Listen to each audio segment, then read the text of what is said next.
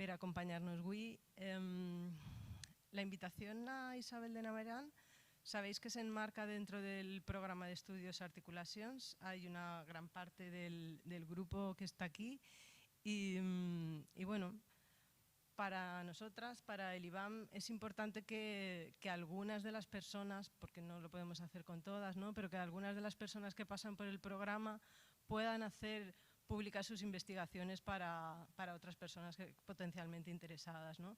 Entonces, bueno, en este trasvase también y en este dejarse afectar por lo que pasa en el museo, ¿no?, en distintos ámbitos, pues se hace eco las dos sesiones que tendrá mañana Isabel con el grupo. La verdad es que nos encanta recibir a Isabel porque resume muchas de las cosas que estamos intentando hacer en el museo, ¿no? Y es este amasar con cuidado y este trabajar entre, ¿no? Pensamos que Isabel, que la mayoría que estáis aquí le conocéis, pero es una persona que trabaja entre, ¿no? Para nosotras trabaja entre la curaduría, trabaja entre la edición, trabaja entre la escritura, trabaja entre la danza, trabaja entre la performance, trabaja, ¿no?, entre lo más, bueno, en esa escritura que de repente se transforma en otra cosa que no es solo la escritura a la que estamos como más acostumbradas, ¿no? Esa escritura que busca ella que sea una escritura somática y que ahora se explicará, ¿no?, bueno, en esta suerte también de conferencia entre. Es una charla que también ella va, digamos que a montar, si podemos permitirnos ese término cinematográfico, en directo, ¿no? Trae un montón de materiales que vienen de esa investigación que está haciendo desde hace 2 años en Azcuna y que se llama La ola en la mente. Yo creo que no voy a extenderme y no voy a contar nada de La ola en la mente porque quedaría en ridículo y lo veréis después cuando ella despliegue su investigación. Entonces pienso que es mucho más bonito escucharle, verle y hacer también como ese trasvase de escritura corporal y de pensamiento corporal, que es en cierta medida alguna de las cosas que propone ella, ¿no?, con este hacer con y hacer entre la escritura. Y bueno, ella también nos irá contando con quién más, qué más voces intervienen también en esa escritura, ¿no?, y cómo se han ido sumando y cómo forman parte ya también de la investigación, y muchas veces es casi indisociable, ¿no?, quién ha hecho qué, quién escribe qué, quién participa de qué. La idea sería que luego esto también se convirtiera en un hacer con y en un hacer entre todas las que estamos aquí. Sabemos que el formato de auditorio no es muy propicio para esto, pero bueno, nos encantaría poder abrir luego pues comentarios si los hay, preguntas si las hay, o bueno, seguro que si no, Carlos Máiquez compartirá algún dibujo, ¿verdad, Carlos? Bueno, sin más, pues cuando quieras, Isabel, empezamos.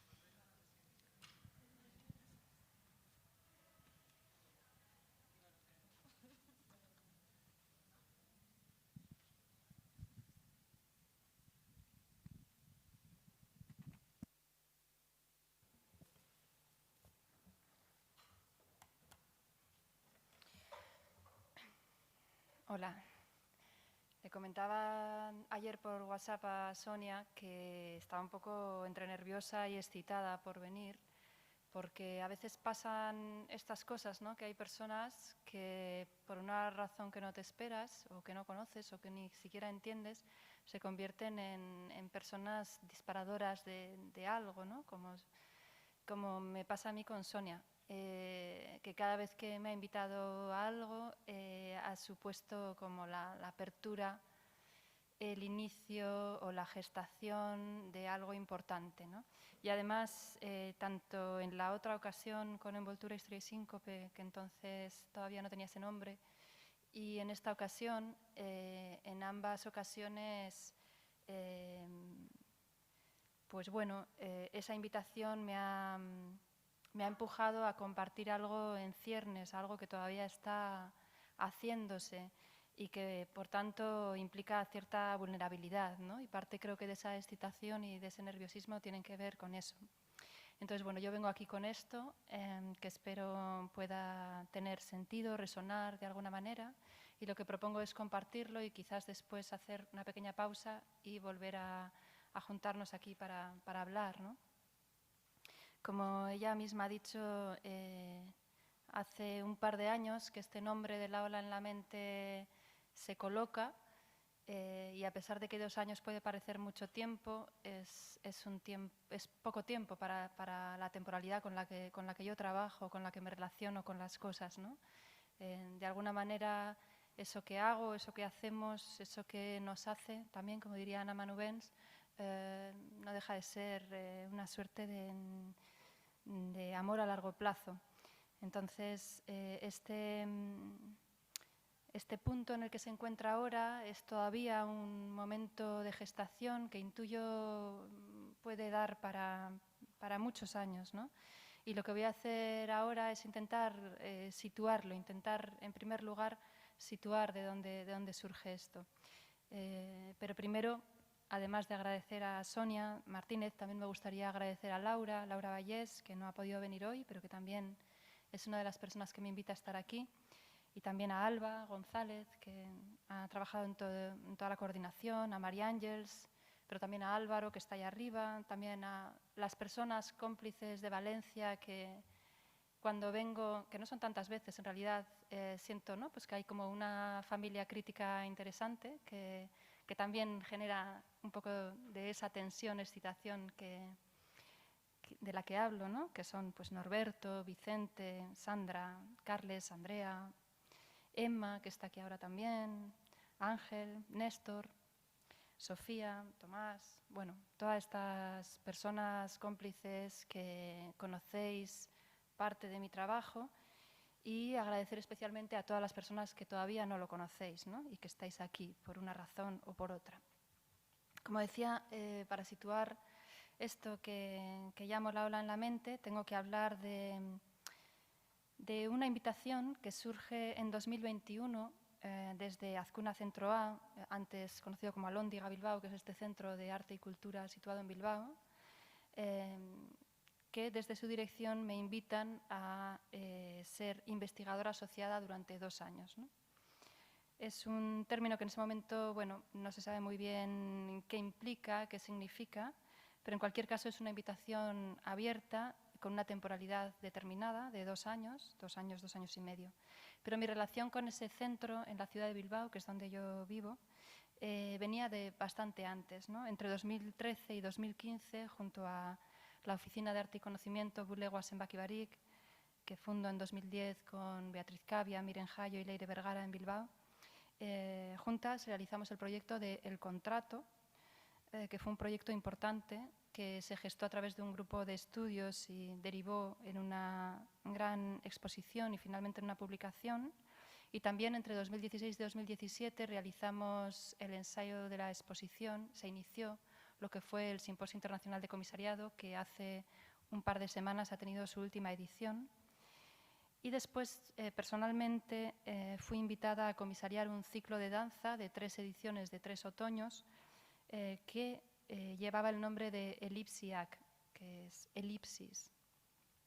Me gustaría leer unas líneas de lo que entonces definía ese ciclo de danza, que estaba vertebrado a través de las investigaciones que estaba realizando en ese momento en relación con la danza y con la historia, ¿no?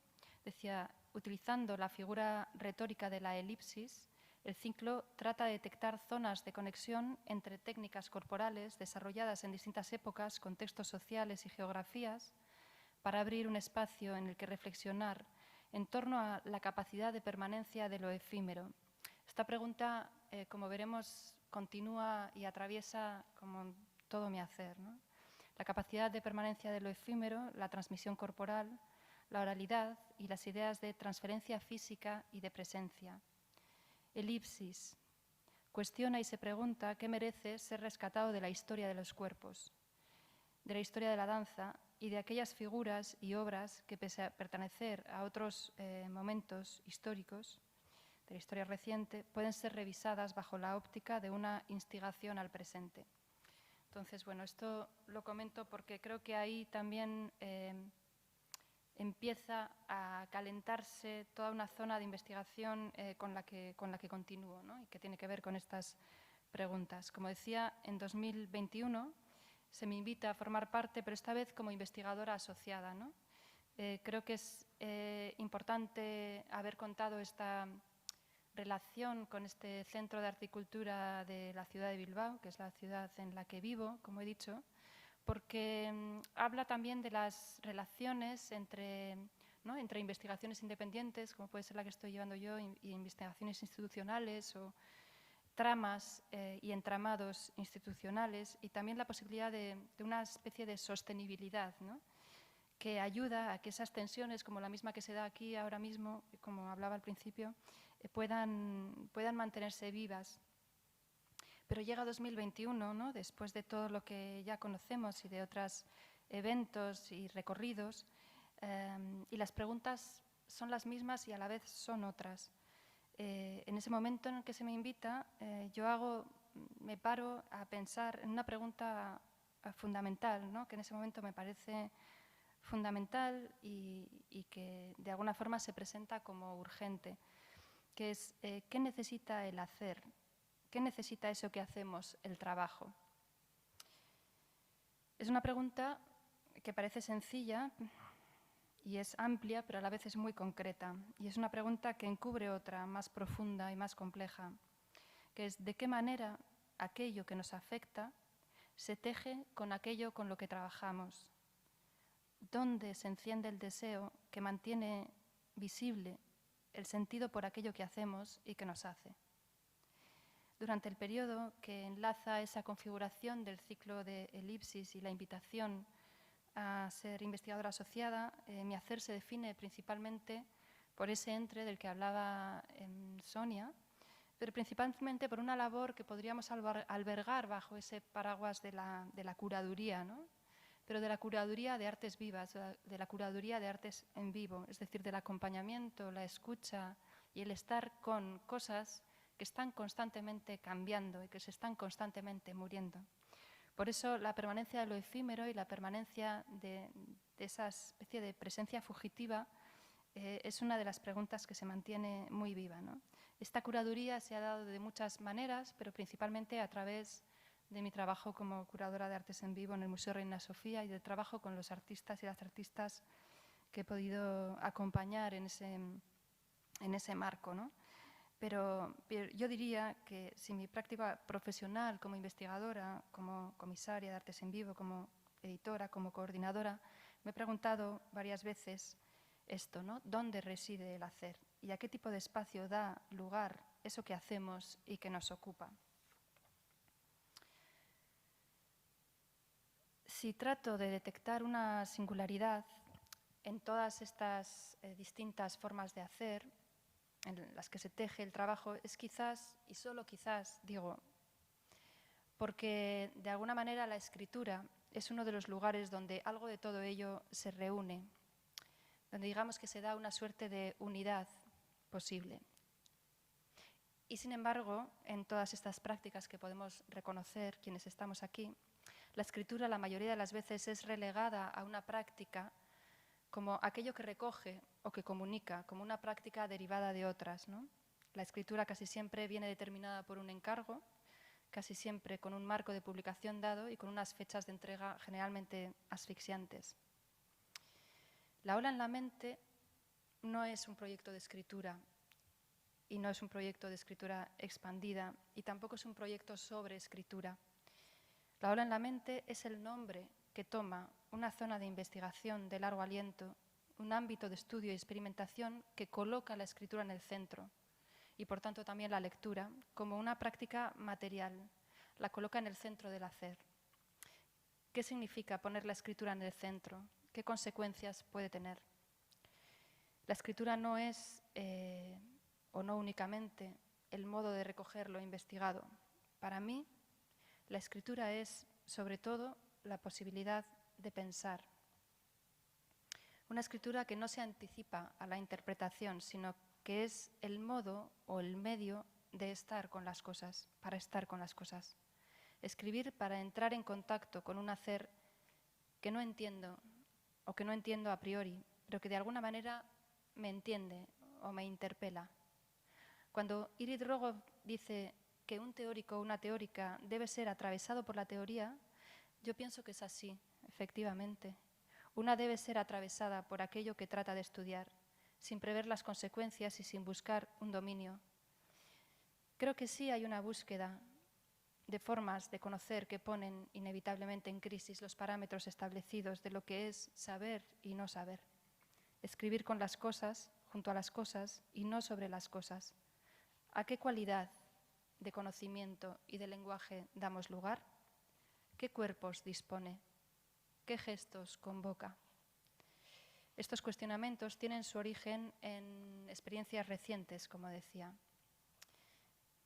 Me pregunto si la escritura puede ser un modo de hacer lugar en varios planos, mental, espacial, identitario, temporal.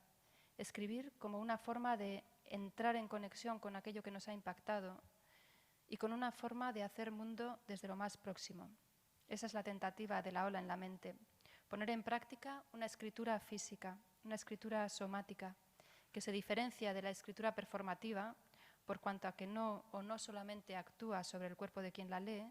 La escritura somática, a diferencia de la anterior, es somática porque es soma, ¿no? Como diría Paul Preciado, muestra la inscripción de la historia en los cuerpos a través de la gestualidad aprendida, heredada, imitada, pero también a través de las formas de percepción que incorporamos físicamente, de las formas de mirar, de sentir y de ver, pero también las formas de narrar, de hablar y de decir. En ese sentido, esta escritura, digamos, somática, asume el lenguaje como materialidad, capaz de dar a ver, esto es, de revelar, los distintos estratos que conforman las relaciones con aquello que nos interfiere y que nos interpela en la investigación. Y es también una práctica de pensamiento corporal que pone en cuestión el concepto de cuerpo, entendido como anatomía, como estado físico que delimita y contiene una subjetividad individual e intransferible.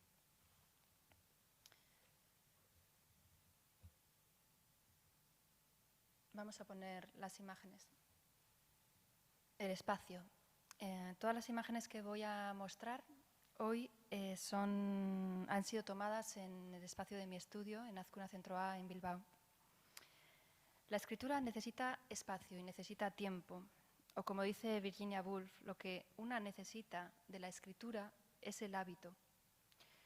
Para tratar de situar esto, he reunido, como decía, estas imágenes tomadas en el estudio durante ese tiempo en el que el hábito ha generado su propio modo de desplegar.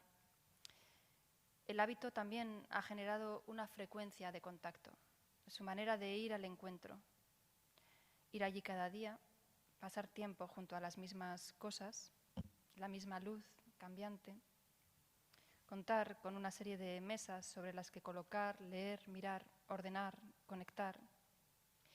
Y el espacio, el hábito, ha hecho posibles algunas relaciones que no habrían sido posibles de otra manera. Durante este tiempo, desde 2021, en este espacio he producido 2 libros. Envoltura, Historia y Síncope, con Caniche Editorial, en diciembre de 2021, y Ritual de Duelo, con Consoni, en enero de 2022. 2 libros que se publican con un mes de diferencia. La experiencia concentrada e intensa de la escritura de estos 2 libros allana esta zona que se presenta como aquella donde algo puede darse. Ambos manuscritos se entregan en agosto de 2021 y ahí es donde advierto o compruebo esa escritura entrelazada, ¿no? Que llega con distintos tiempos, porque cada uno de los libros tiene como su propio pasado, su propia genealogía, su propia razón de ser, pero logra sincronizarse de alguna manera, logra entreverarse, ¿no? Cuando publiqué estas imágenes que estamos viendo en Instagram, escribí junto a las imágenes: juntos se hablan.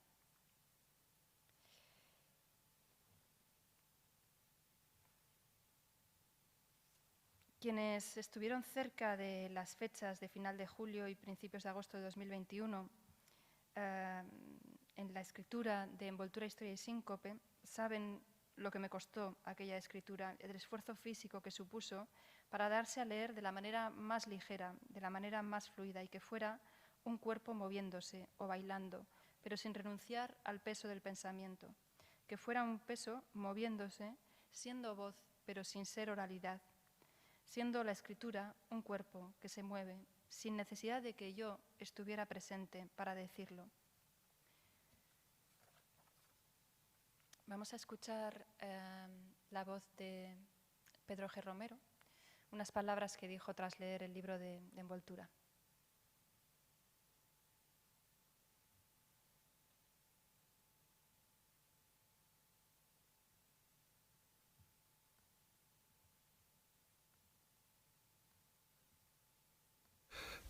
El libro de Isabel, es decir, lo que tiene de maravilloso es esa manera en que lo que podríamos llamar el argumento, el tema, es decir, cómo los cuerpos se ven afectados por la historia, por los sucesos sociales y políticos, se traslada a la escritura, una escritura sensible, llena de afectos, una escritura marcada por ese conato, esa afección misma que sufren los cuerpos y que le da una especial vibración a todo el libro. Para mí, claro, el libro es casi asistir a un cuerpo en movimiento, no solo a una escritura. Siempre veo a la propia Isabel escribiendo.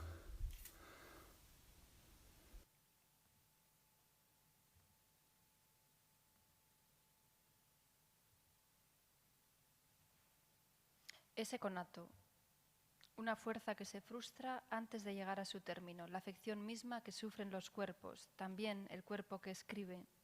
Asistir a un cuerpo en movimiento, no solo a una escritura. María García Ruiz escribió también en Instagram cuando leyó el libro, no es oralidad.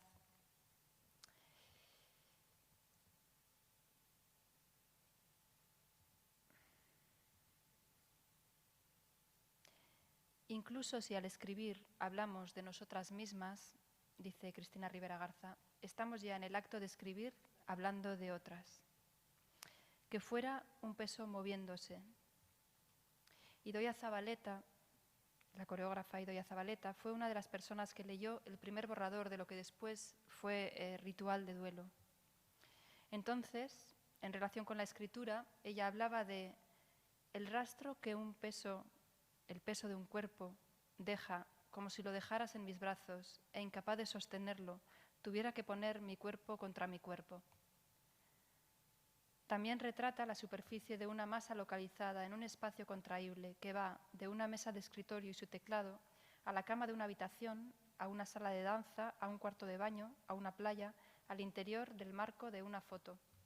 Imagino como si el aliento de vida, una vez que ya no puede sostener esa masa, tratara de ordenarse lo más imprescindiblemente posible a través del orden de los afectos. La poeta Luz Pichel me escribió una carta tras leer Ritual de Duelo. Decía, una se olvida de que ahí hay escritura, en el sentido preciso de la palabra, porque la verdad se pone por encima, enmascarándola. Sin embargo, no hubiera generado esa sensación de verdad si no estuviera perfectamente medida esa escritura. Envoltura, Historia y Síncope y Ritual de Duelo, los dos libros son dos experiencias de escritura física. El título de Ritual de Duelo hace un guiño a Diario de Duelo de Roland Barthes, escrito entre 1977 y 1979. En este libro, el autor dice o habla del duelo como ese estado de disponibilidad, un estado en alerta a la espera de un sentido de la vida. El sentido, los sentidos.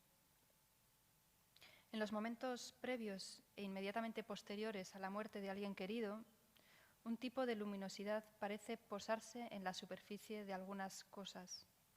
Cuidar y atender a alguien que se quiere y cuya pérdida se anuncia como inevitable, altera los sentidos de alguna manera.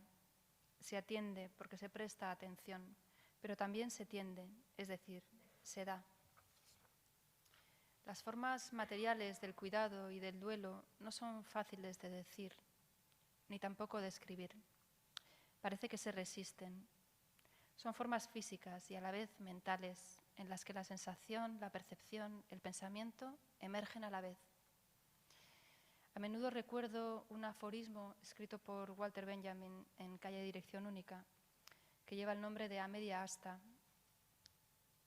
Escribe: cuando muere un ser muy próximo a nosotros, nos parece advertir en las transformaciones de los meses subsiguientes algo que por mucho que hubiéramos deseado compartir con él, solo podía haber cristalizado estando él ausente.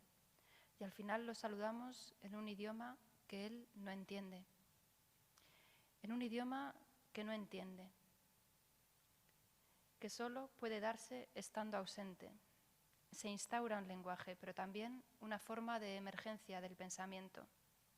Que el pensamiento puede ser aquello que emerge, como por primera vez, en el intersticio entre lo que deseas, hacia lo que te orientas, hacia lo que tiendes, te extiendes y lo que percibes, lo que piensas, elucubras, sientes. Que el pensamiento, también en el cuerpo, y sobre todo en el cuerpo, se produce entre esas capas. Virginia Woolf describe muy bien esta sensación cuando escribe el modo en que sus percepciones se veían alteradas tras vivir de cerca, y joven, porque tenía 13 años, la muerte de su madre. Ella habla de un momento inmediatamente posterior en el que sale de la penumbra de la casa y se tumba en la hierba de un parque cercano a leer. Y entonces le parece, dice, que la poesía se convierte en verdad. Escribe: abrí el libro y empecé a leer un poema, e instantáneamente y por primera vez lo comprendí, como si se hubiera transformado en totalmente comprensible. Una sensación como de transparencia de las palabras. Tanto en uno, Benjamin, como en otra, Woolf, me reconozco o reconozco un gesto que se despega, o mejor decir, que se libera de ciertas inercias del pensamiento heredado y de la autoridad de ese pensamiento. Y ese parece ser suficiente motivo para producir una suerte de brillo sobre las cosas. La mente trata de estar al mismo tiempo porque entiende que la mente, es algo que se mueve, y no el modo de leer escenas o narrativas claras. A veces la escritura aparece vinculada a ese pensamiento sobre el propio movimiento o a un movimiento que tiene que ver con la vida. Un estado de alerta que espera, efectivamente, como decía Roland Barthes, un sentido. Pero sentido porque espera entender, pero también sentir, y porque quizás quiere sentir.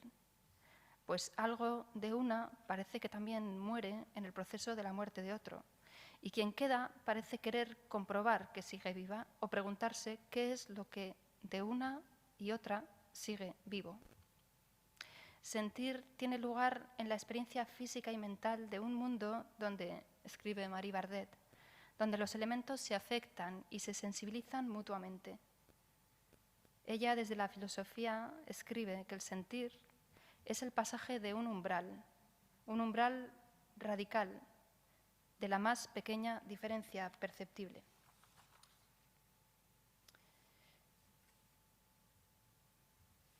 Mientras Roland Barthes recopila las notas que después se constituyen como el libro Diario de Duelo, escribe simultáneamente La cámara lúcida. Y muchos dicen que La cámara lúcida es en realidad el libro que habla de la muerte de su madre.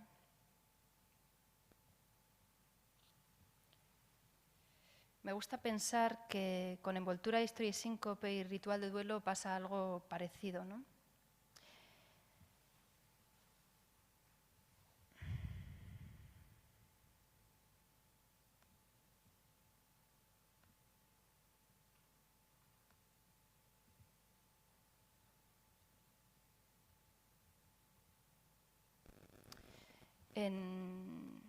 En Envoltura, Historia y Síncope, el estudio en torno a lo espectral en la danza y en los cuerpos, a cómo los cuerpos siempre están bailando, moviendo otros cuerpos, que son movidos por otros cuerpos, que la vida y por tanto la muerte está siempre en el interior de la danza y que la danza es siempre de alguna forma una danza macabra, espectral, una presencia que aparece y también es fantasmal porque desaparece y vuelve a aparecer.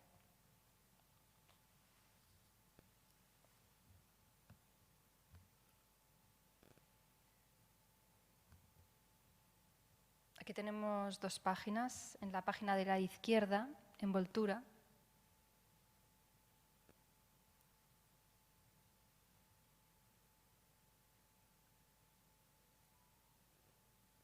Y en la página de la derecha, ritual de duelo.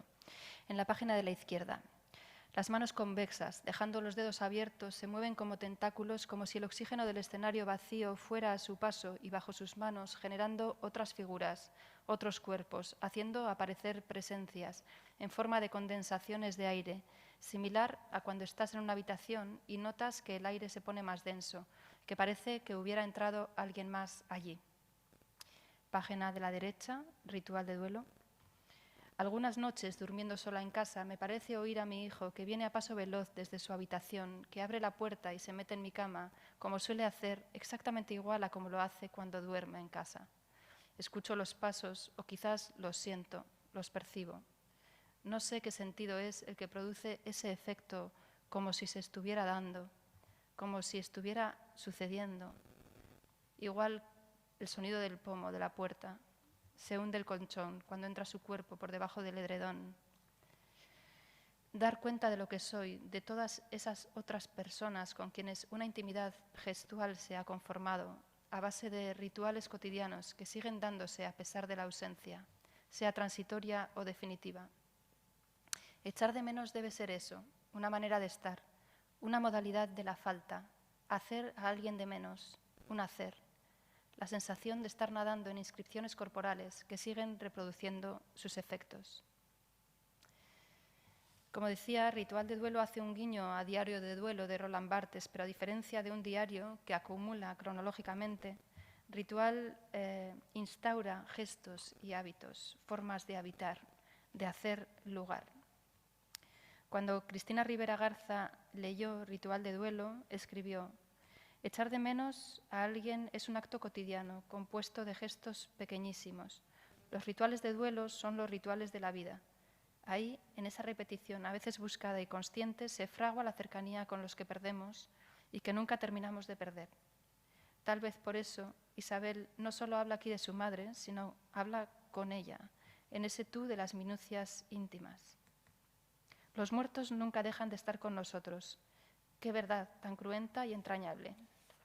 Todo queda grabado en la escritura porque todo está todavía en el cuerpo. Me interesa mucho esta parte final, ¿no? Todo queda grabado en la escritura porque todo está todavía en el cuerpo.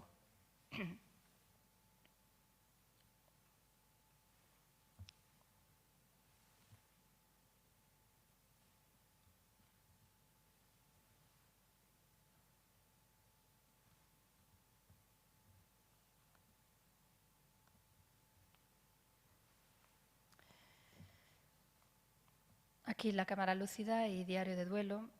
En la página de la izquierda, diario de duelo, escribe: tengo el sentimiento de que como ella ya no está, me es preciso reconocerme de nuevo. Página de la derecha, la cámara lúcida. Según van apareciendo esas fotos, reconozco que a veces reconozco una parte de su rostro. Solo la reconocía por fragmentos. No era ella y, sin embargo, tampoco era otra persona. Otra de las referencias o las conversaciones que ha tenido Ritual de duelo con otros libros es Au bonheur des morts, de Vincent Desprez, que se ha traducido a castellano como A la salud de los muertos. Lo que me interesa del libro de Vincent Desprez, que creo que estuvo aquí, ¿no? Hace un tiempo. Ah, sí. Sí, lo he visto en la página. Es esta idea de lo que los muertos nos hacen hacer, ¿no? Instaurar una cierta forma de existencia, algo así como atender a una demanda, ¿no? Y dice ella, escribe: si no los cuidamos, los muertos mueren totalmente, pero el hecho de que seamos responsables de la manera en que van a perseverar en la existencia de ninguna forma significa que su existencia esté totalmente determinada por nosotros. La tarea de ofrecerles un plus de existencia nos corresponde.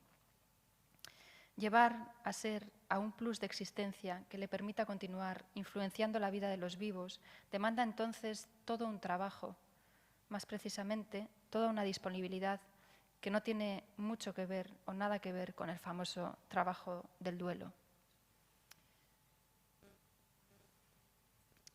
Mi madre ríe.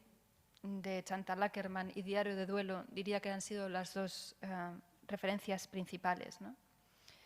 Me llamaba la atención que tanto Chantal Akerman como Roland Barthes pasan su duelo por la escritura. Lo realizan en la escritura y fallecen o se dejan morir, no ya tras la muerte o tras la pérdida, sino tras la escritura.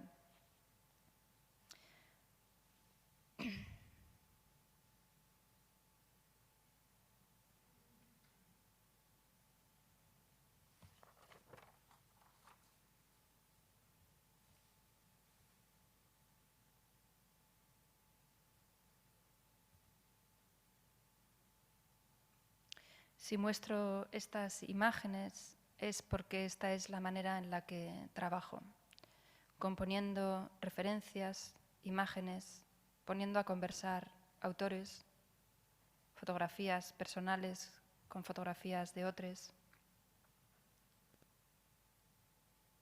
disponiendo sobre las mesas relaciones.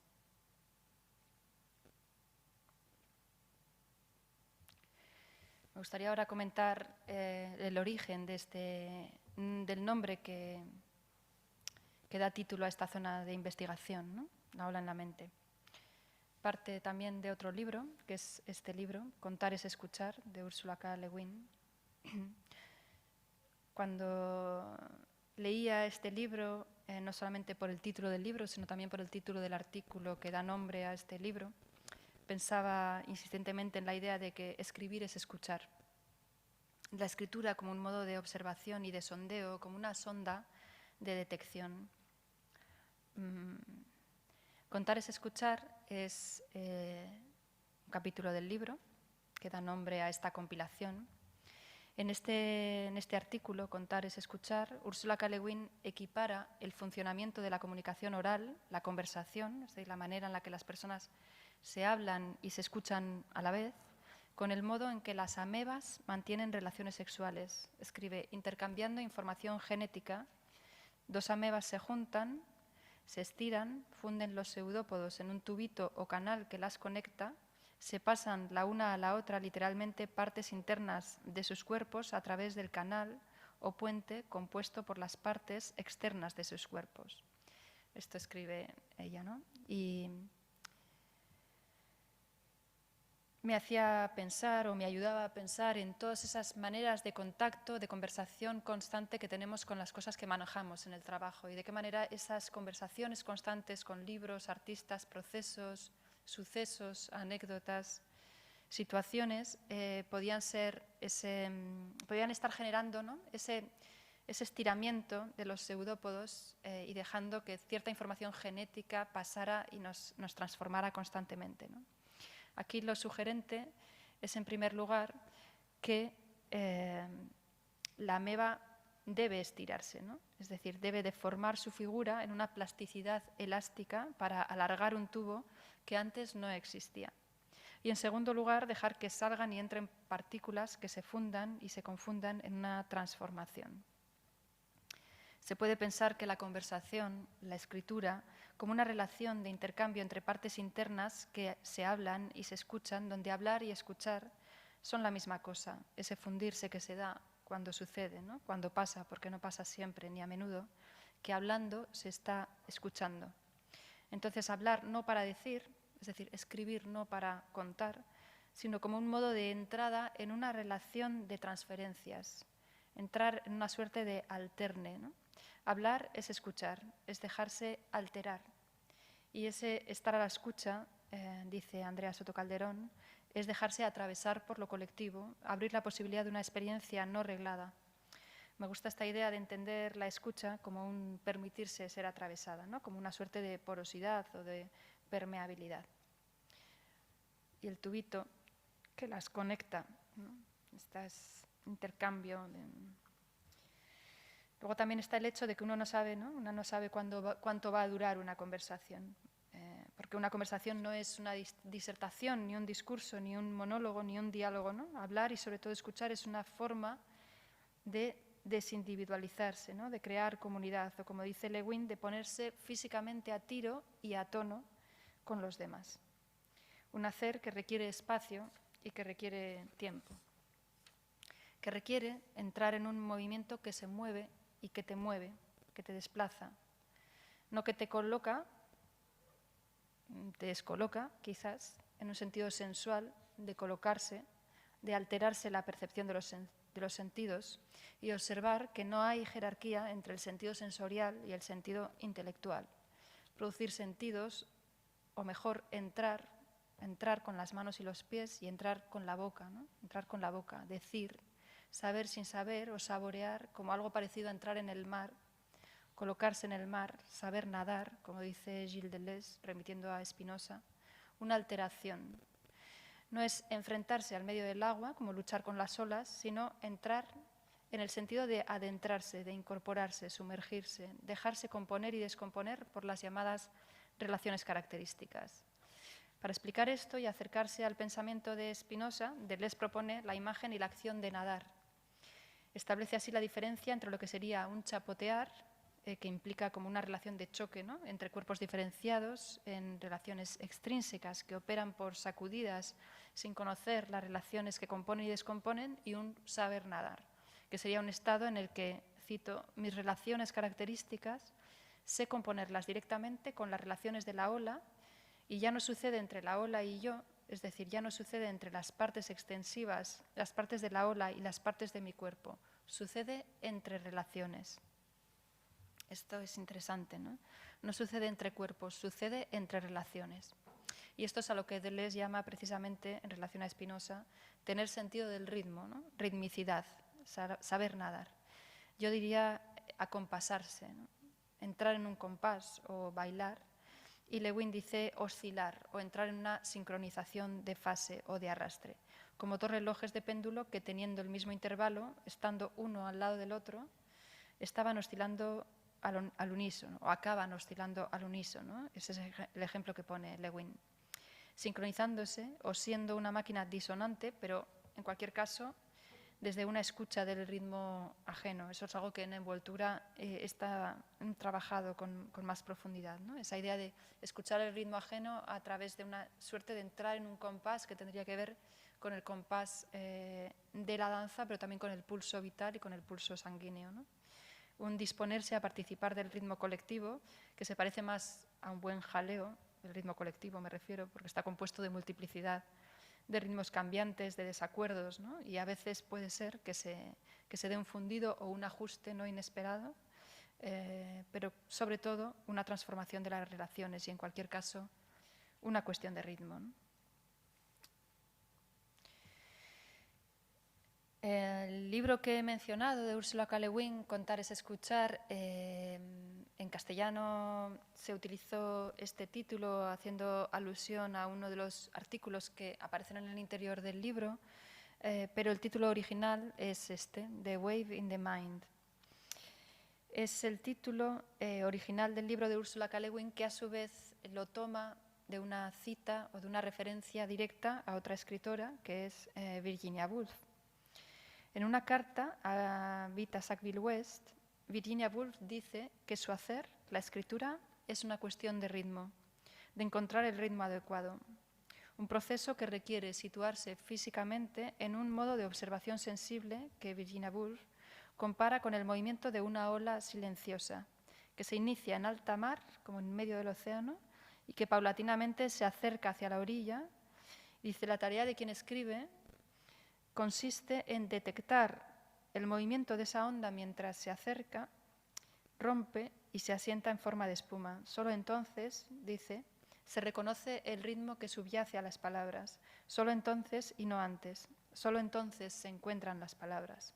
Una ola se produce cuando algo nos impacta. Se dirige a una orilla, a un borde, y está sucediendo. La única cualidad esencial de la ola es que se mueve, Esto nos lo dice Lucy Lippard.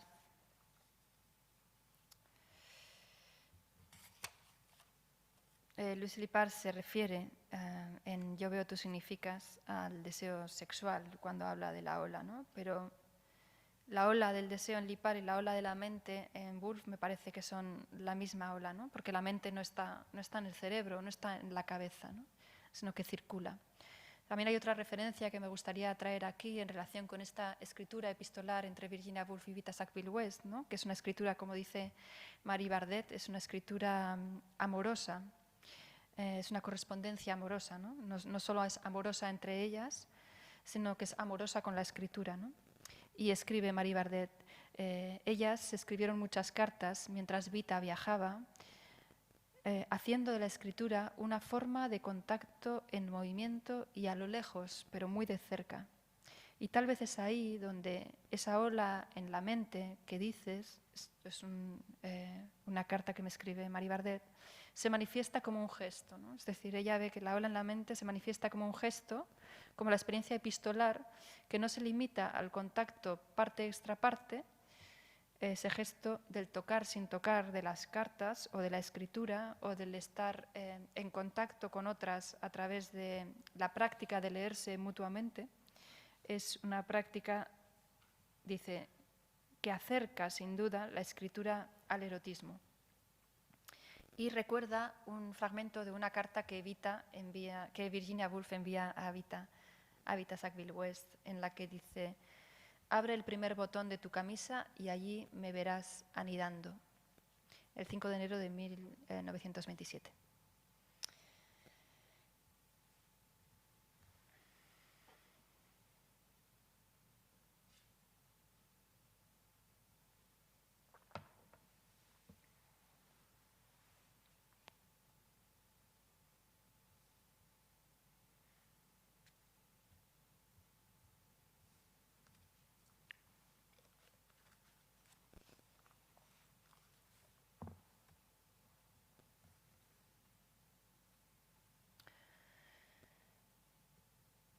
En lo que se refiere al mot juste, estás bastante equivocada. Un estilo es algo muy sencillo, es simplemente una cuestión de ritmo. Una escena, una emoción, produce una ola en la mente mucho antes de que las palabras aparezcan para interpretarla.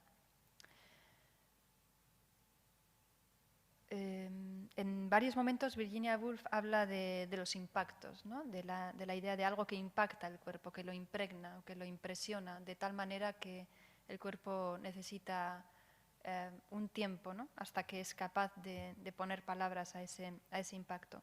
Principalmente desarrolla esto en el libro En Momentos de Vida, bueno, ha sido traducido como Momentos de Vida, Moments of Being, que después en el interior del libro se traduce como Momentos de Ser, ¿no? Y me gustaría leer un fragmento. Son materiales con los que estoy trabajando ahora mismo, ¿no? Por eso tengo el libro aquí, porque es justo lo que estoy leyendo en estas semanas.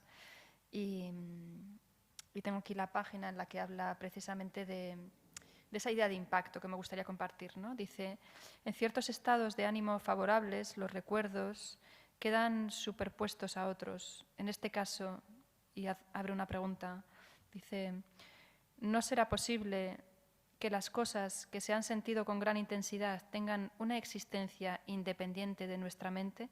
¿Siguen existiendo, de hecho? Y si es así, ¿no será posible que con el tiempo se invente algún mecanismo por el que podamos conectar con él?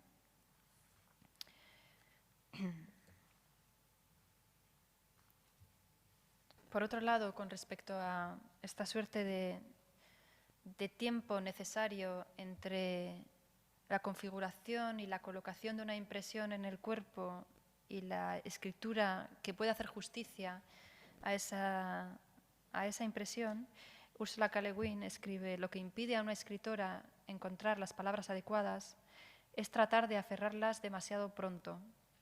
En cuanto hallamos el compás, nuestras ideas y nuestras palabras bailan, y entonces yo, tú, somos tú, yo, por un rato. La ola en la mente, como zona de trabajo y conexión con lo que la rodea, asume estas maneras de correspondencia epistolar, literal y no literal, y en concreto la idea de carta, que se podría describir como una relación de envíos, de esperas y de respuestas que también toman su tiempo, a veces en diferido, a veces a través de lecturas, cuando leemos a alguien como si nos hablara en directo, como puede ser también a través de llamadas, conversaciones o notas de voz, ¿no? Esta idea de correspondencia epistolar es la que se mueve a nivel, digamos, de fisionomía o de metodología fisiológica de la ola en la mente, ¿no? Y se corresponde también con algo que Maggie Nelson dice cuando dice que de alguna manera toda escritura es una carta, ¿no? Y en parte estoy de acuerdo con eso.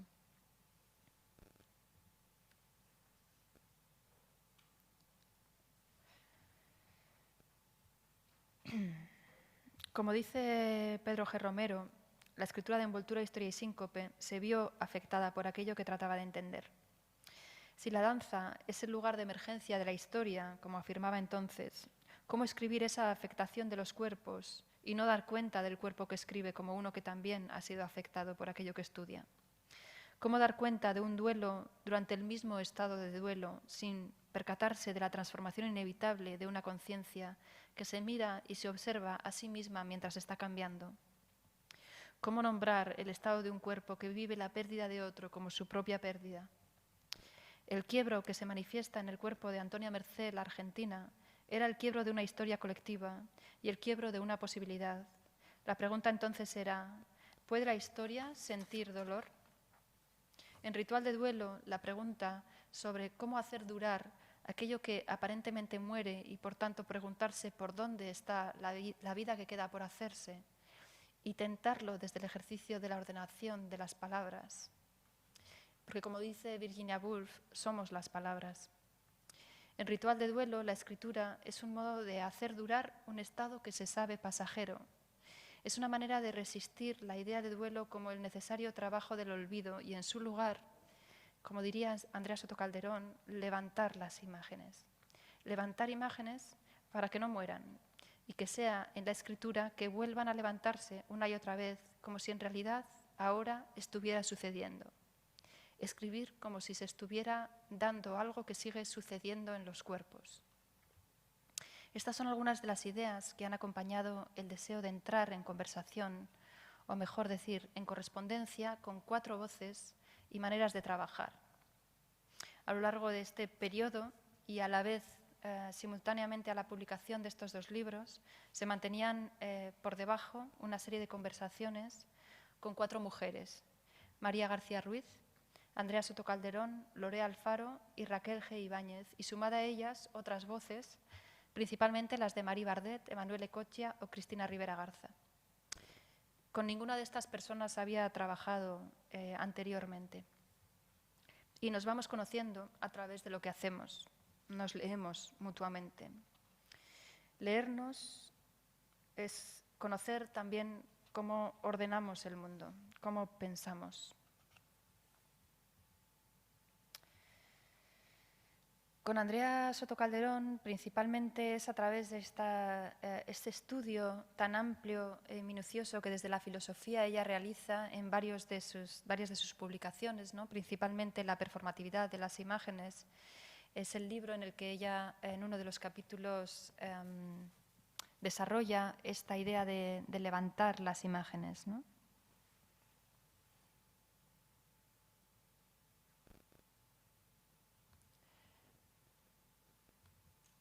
En Envoltura, Historia y Síncope había todo un trabajo de entretejido entre imágenes, voces, textos, voces de otras, de otros, que se van entrelazando, y también la idea de una sujeción de las imágenes con las manos, ¿no?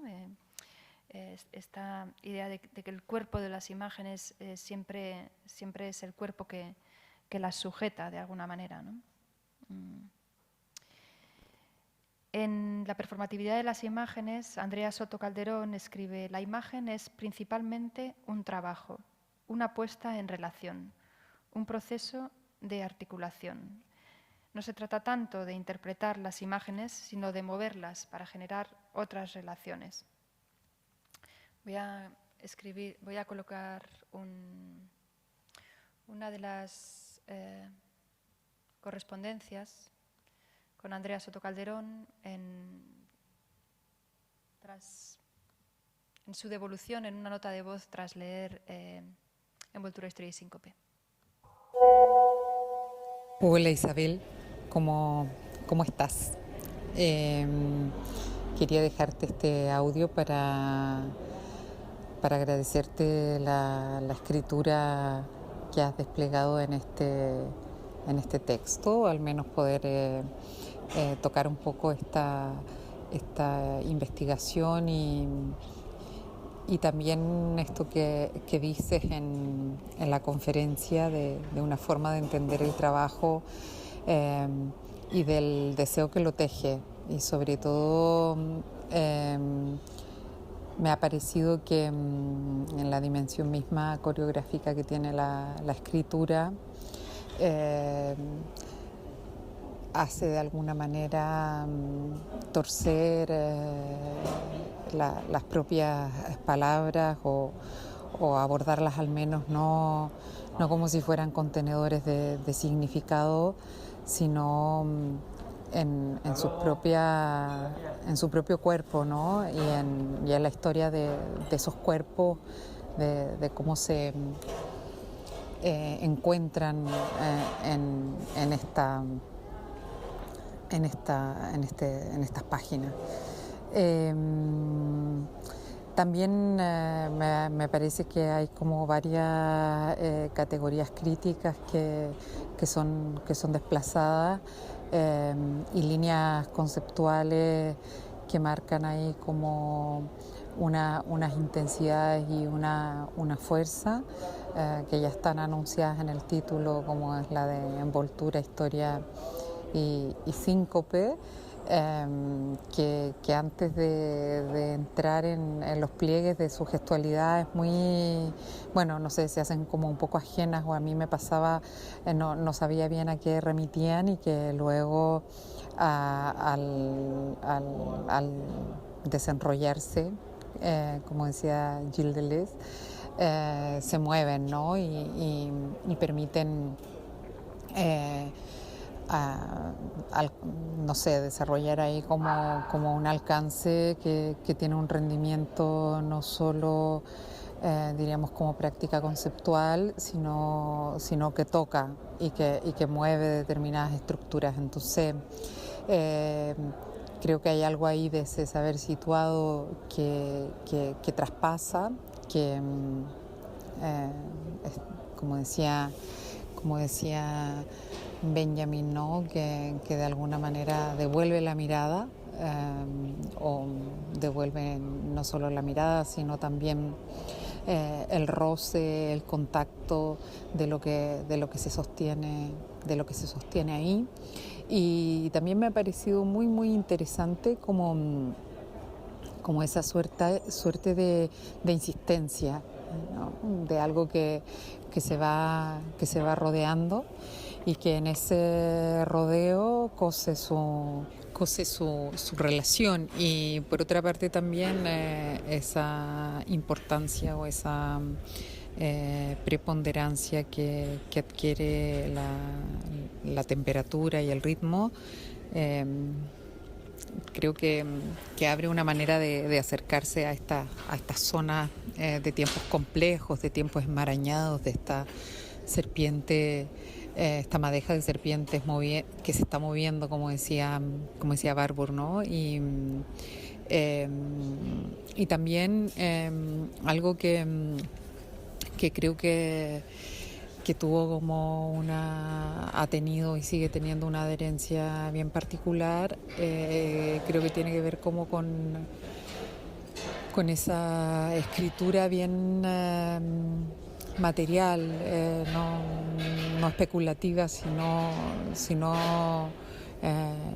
que se ancla en determinados bordes, territorios, y desde ahí activa su tensión. Entonces, y también sus desgarros, ¿no? Pensaba que mientras te leía y incluso releía, ¿no? Como un modo de una manera de hacer esos contratiempos que van ahí a ras de suelo, en donde la misma fisura de la corporalidad a la que aludes y de la respiración, de ese pulso vital que late en las reflexiones. Creo que había ahí, sobre todo en esta parte donde hablas de esa diferencia de grado, no de naturaleza, sino en la materialidad con lo que rodea, cuando haces alusión al texto de Kotia, ¿no?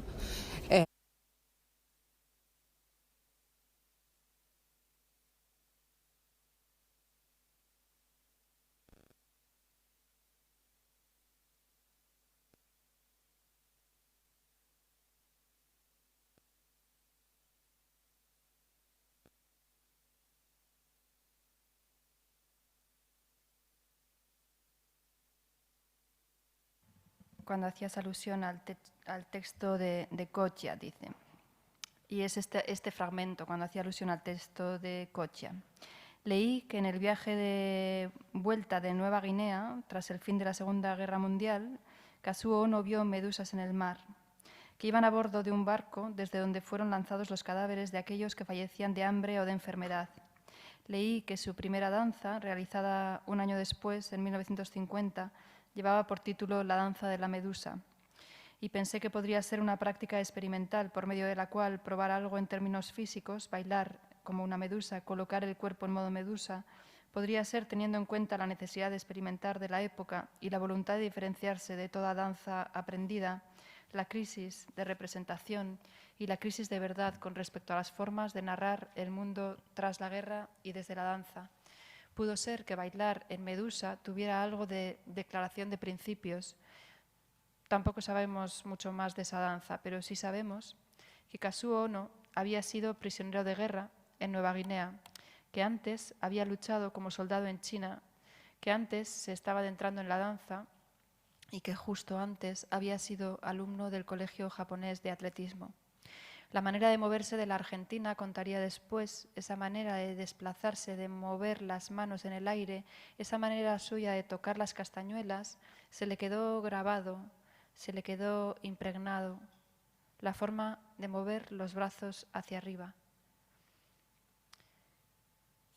La forma de mover los brazos hacia arriba, que era algo rítmico y entrecortado, preciso, que parece que corta el aire, los brazos largos hacia arriba, hacia atrás, y sin embargo tocaba de manera muy delicada las castañuelas, como si fueran parte de sus manos, esos trocitos de madera, y con ellas iba hacia adelante, como capturando el espacio a su paso, como aprehendiendo con sus manos pinza algo que está en el aire, las manos convexas, dejando los dedos abiertos, se mueven como tentáculos, como si el oxígeno del escenario fuera a su paso y bajo sus manos generando otras figuras, otros cuerpos, haciendo aparecer presencias en forma de condensaciones de aire, similar a cuando estás en una habitación y notas que el aire se pone más denso, que parece que hubiera entrado alguien más allí.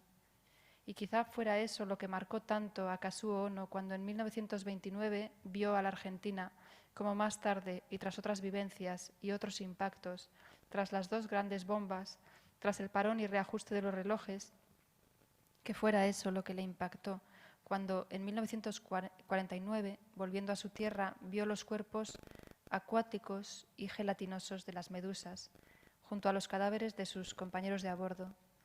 Algo así debió ser, una particular condensación del aire, como un juego de manos, memorias flotantes, presencias por venir, un devenir físico, una suerte de mixtura. En el libro La vida de las plantas, Emanuele Kotia habla de inmersión y de mixtura, y de cómo estamos inmersos en lo que nos rodea, en una relación de perpetua mutuación entre lo orgánico y lo inorgánico, lo vegetal, lo animal, lo mineral, en la que la composición es la misma, la del mar, la tierra y el aire. Y de hecho pone como ejemplo de esta idea de inmersión a las medusas y dice que son un espesamiento del agua. Y se puede pensar así, porque el 95% de la composición de una medusa es agua, mientras que solo el 5% son materiales sólidos. Y según la zona geográfica, a las medusas se las llama aguas vivas, pero también aguas malas, agua cuajada o lágrimas de mar.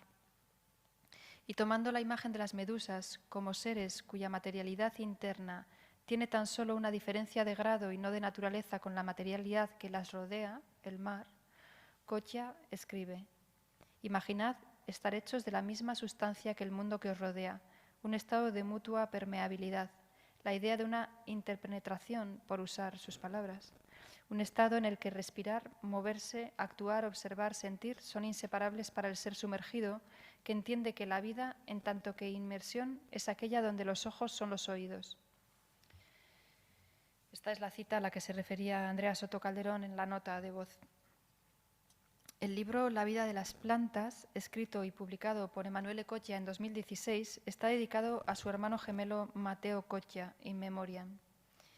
El libro recupera enseñanzas aprendidas durante los años en que ambos hermanos estudiaron botánica. Esto es algo a lo que se refiere en un preámbulo, en una breve nota al inicio de este libro, ¿no? Cuenta cómo durante los 14 y los 19 años, 15 y los 19 años, él y su hermano Matteo estudian botánica. Y a mí siempre me ha llamado la atención la tonalidad de la escritura en este libro, que no es para nada autobiográfico, por otro lado, ¿no? Quien lo haya leído sabrá a qué me refiero. Pero la textura de la escritura tiene algo que podría decirse como de epistolar, porque es como si de alguna manera el tiempo compartido entre ellos se revelara entre las palabras, ¿no? En su forma de respirarse al leerse el libro. Cuando pregunté a Emanuele acerca de esta posibilidad, es decir, de que la vida de las plantas fuera de hecho una carta a su hermano, él me remitió a otro texto muy diferente, una breve conferencia en la que de manera explícita hace alusión a su hermano gemelo. La conferencia es una conferencia que él da en Mónaco en 2018 bajo el título ¿Qué es la filosofía?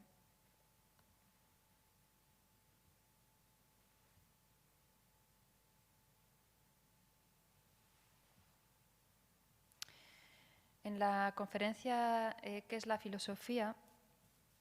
Me parece que es una conferencia que gesta de alguna manera un concepto que después desarrolla en el libro Metamorfosis y que es la idea de una gemelaridad cósmica, ¿no? En esa conferencia, sin embargo, hace referencia a la fotografía, que después olvida o relega a otro papel o simplemente no nombra cuando desarrolla el concepto de gemelaridad cósmica, ¿no? Voy a leer un pequeño fragmento de esta conferencia. Dice: olvidé esa fotografía, que no voy a explicar ahora porque sería demasiado largo, hasta hace unos meses cuando fui a visitar la casa de mis padres y estaba con mi hija y ella me pidió que le dijera quién de los dos era yo en la fotografía. Repetir este ejercicio, enfrentar una vez más la imposibilidad de compartir visualmente nuestros destinos, significaba entonces enfrentar la imposibilidad del duelo o la imposibilidad de separar claramente la muerte de mi hermano de mi propia vida. La contemplación de esta misma vida que está al mismo tiempo y con el mismo derecho en otro lugar y en mí, que puede vivir en todas partes, en mí y fuera de mí, fue para mí, escribe Emanuele Cotya, la experiencia originaria de todo pensamiento radical. Esta relación entre imagen, pensamiento, imaginación, es algo que atraviesa tanto el hacer de Andrea Soto Calderón como el de Emanuele Cotya de manera muy distinta en ambos.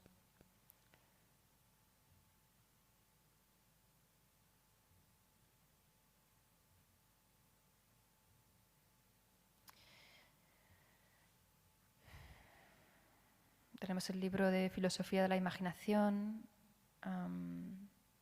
de Emanuele Cotya y el de Imaginación Material de Andrea Soto Calderón. Hay una parte que me interesa mucho del libro de Filosofía de la Imaginación, que es este pequeño fragmento, a ver si consigo, que en realidad nos devuelve a lo que venía hablando al principio, ¿no? Sobre cómo estar con las cosas o generar un pensamiento que se sitúe al lado de las cosas, ¿no? Existe en el lenguaje y en el pensamiento una temporalidad suplementaria, ulterior, con respecto a la experiencia que le permite constituirse en una relación de contemporaneidad, no solo con lo que no nos es cronológicamente cercano, por ejemplo, las danzas del pasado, sino con lo que nunca ha sido o con lo que no es. Ese espacio de temporalidad custodiado por el lenguaje y el pensamiento siempre rompe el curso del tiempo y parece producir en él una parada durante la cual todas las cosas podrían devenir contemporáneas. ¿No? Es como escribir como si estuviera sucediendo, como si se estuviera dando. Bueno, esta es una de las líneas que se han abierto en la ola en la mente, ¿no? A la hora de iniciar conversaciones con otros y de generar la entrada de esas otras voces y ese intercambio genético, ¿no? Otra de estas conversaciones tiene lugar con María García Ruiz, aunque la conversación se había iniciado ya en 2020 a partir de la publicación en Concreta de una intervención suya en la revista Concreta, que llama mi atención y que después deriva en una invitación que María me hace a responder a una carta fílmica en un periodo en el que encontrarnos o conocernos en persona resultaba imposible debido a las medidas derivadas de la pandemia, ¿no? Esto es importante decirlo porque de alguna forma tanto con Andrea Soto Calderón como con María García Ruiz nos conocemos a través de nuestro trabajo antes de conocernos en persona y antes de tener una conversación de otro tipo, ¿no? Dentro del marco al que María García Ruiz me invita es un marco muy particular que bajo el nombre de Ayure, que significa alumbrar o alumbrarse mutuamente, pero también dar a luz y crear, que es de alguna manera el marco que ella genera para dejarse alumbrar por otras investigaciones. Entonces, lo que entra en conversación no son dos mujeres, sino dos conversaciones realizadas por dos mujeres, ¿no? Uno de los asuntos en torno a los que trabajamos es la idea del cuerpo como archivo, también derivando de las teorías de André Lepecki en relación con la danza, pero un poquito más allá, llevándola a la idea del cuerpo como campamento, como el lugar donde acampan formas de vida, el cuerpo como lugar, ¿no? Y también a la idea de un hacer lugar o de un hacer espacio. Entonces, bueno, en estas conversaciones me gustaría ahora compartir la mantenida con María, un fragmento. Una cosa que me interesa y donde creo que se juega un poco esta zona, como la llamas, o sea, en ese sentido espacial también, ¿no? Como de un espacio donde estamos teniendo esta suerte de intercambio o correspondencias, es precisamente esta cuestión del hacer lugar, que es algo que creo que nos interesa a las dos. Y bueno, lo sacamos en realidad a colación de un texto que estamos ahora releyendo, pero que ya habíamos compartido, que es este texto de Ethel Brooks, Reclaiming the Camp and the Avant-Garde, en el que ella pues incita a reclamar, digamos, tanto el campo como campo de concentración y el campamento como campamento de los romaníes, como formas de tanto de hacer lugar en el espacio como de hacerse un espacio en la historia, ¿no? Como de hacerse un lugar en la historia.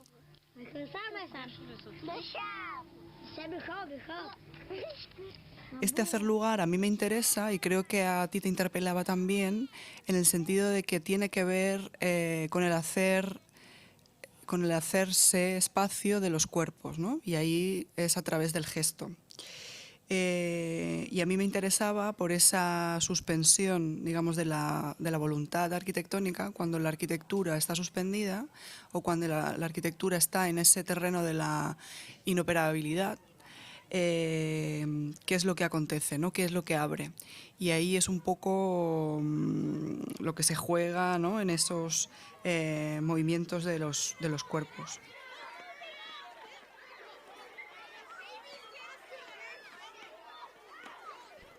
En nuestra carta yo terminaba diciendo algo así como el archivo actúa, y ahora digo, pero el archivo también es actuado, los cuerpos se mueven, los cuerpos también son movidos, y preguntaba, ¿no? ¿Pero qué mueve a los cuerpos?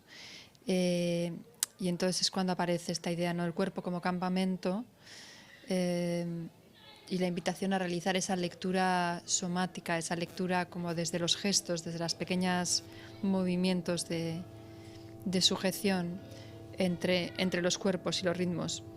Y venía a decir, bueno, el cuerpo como campamento está cambiando, el cuerpo como archivo coreográficamente actúa y es actuando como hace lugar.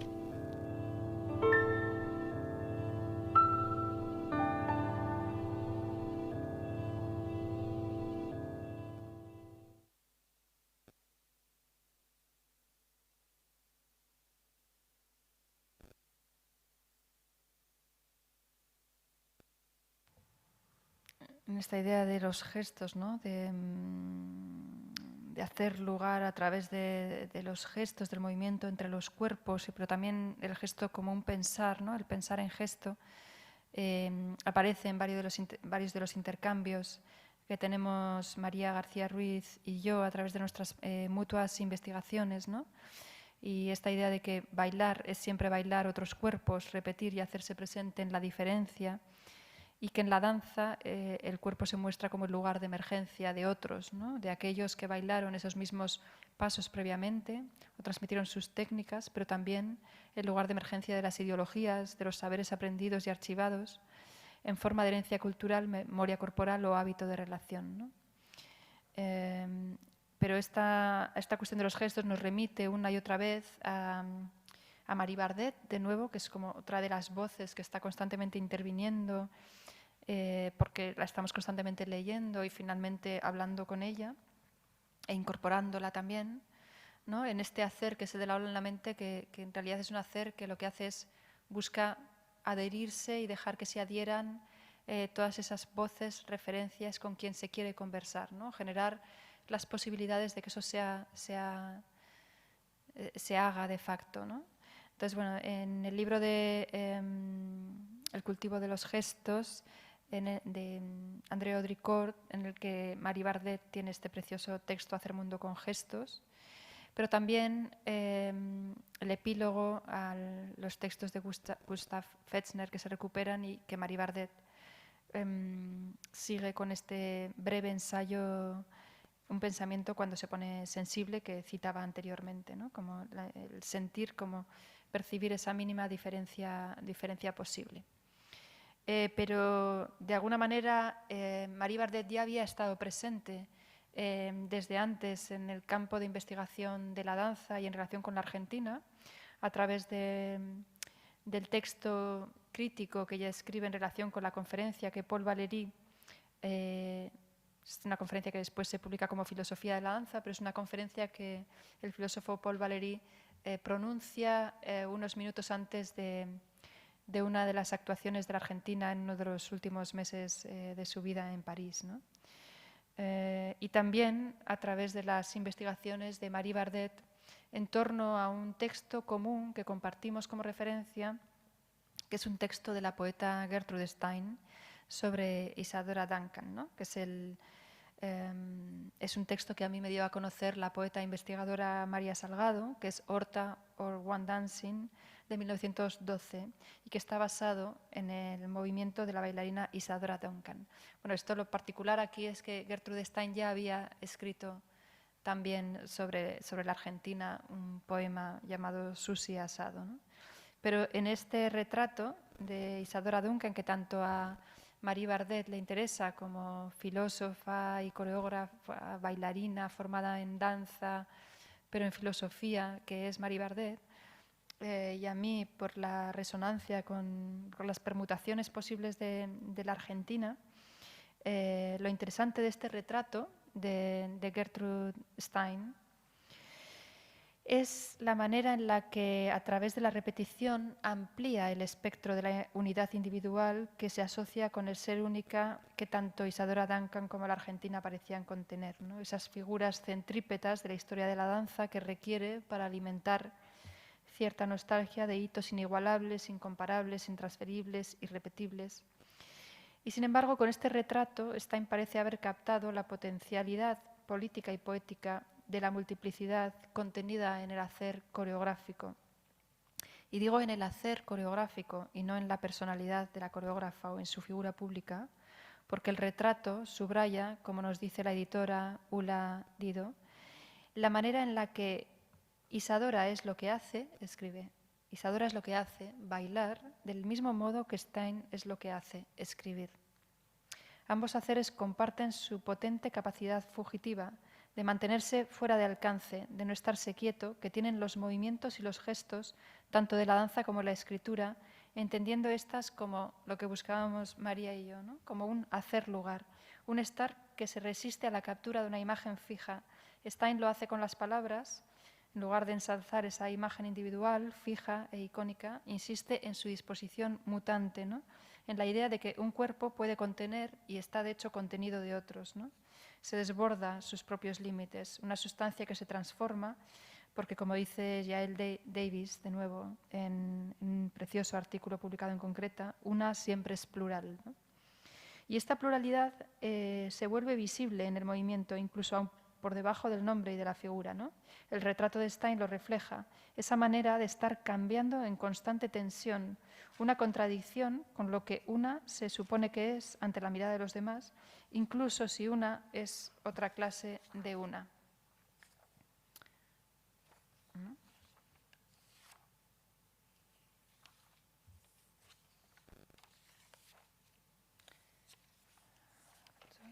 Menos mal que he numerado las páginas. Bien, sí, ya sé por qué pasaba esto. Como he dicho, estas son notas, ¿no?, que comparto como por primera vez de esta manera, y en ese sentido es posible que nos alarguemos un poco porque está todo sobre la mesa de alguna forma haciéndose, ¿no? Pero bueno, este retrato de Stein a Isadora Duncan, ¿no?, y esta potencia de la multiplicidad implícita tanto en la danza como cuerpo que se mueve, como en la escritura, como voz que contiene otras voces, ¿no?, que siempre contiene otras voces, me hacía pensar de nuevo y volver insistentemente.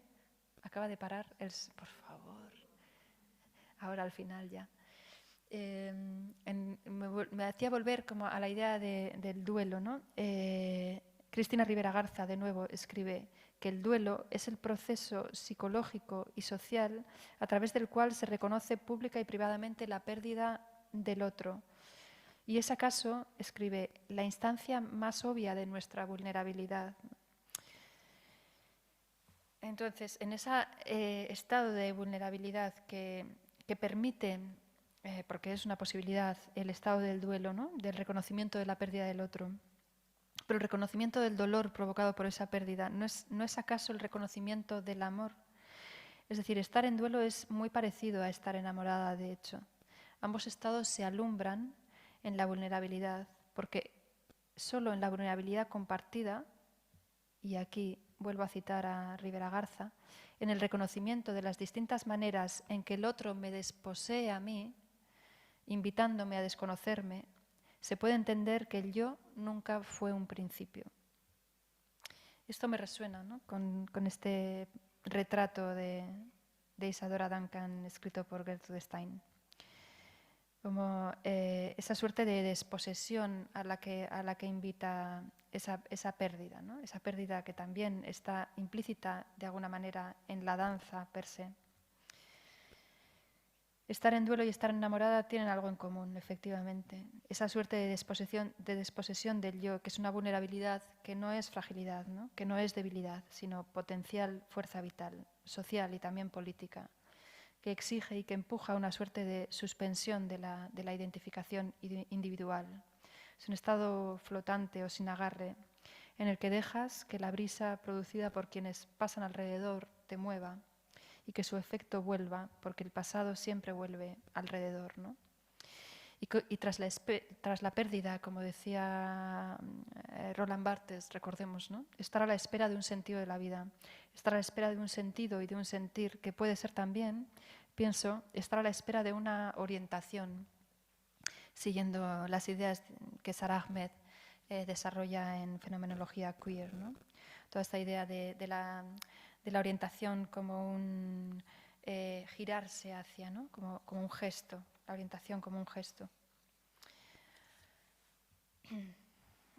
Bueno, voy a comentar también otra de las ramas o ramificaciones que se han ido dando como por debajo, casi como por relación rizomática o de hifas que van conectándose por debajo del subsuelo con Lore Alfaro, ¿no? Invito al artista Lore Alfaro por el interés que me despierta su trabajo sensorial y sensual con las imágenes y motivada también por el deseo de entrar en ese trabajo desde una experiencia física y experimental.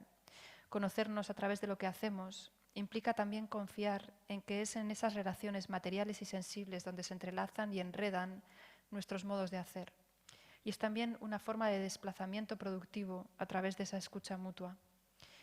Y el interés por la captura de gestos que se consideran fugitivos o efímeros y que tiene su base, como decía, en esas investigaciones del ámbito de la danza, aquí van tomando otro lugar, ¿no?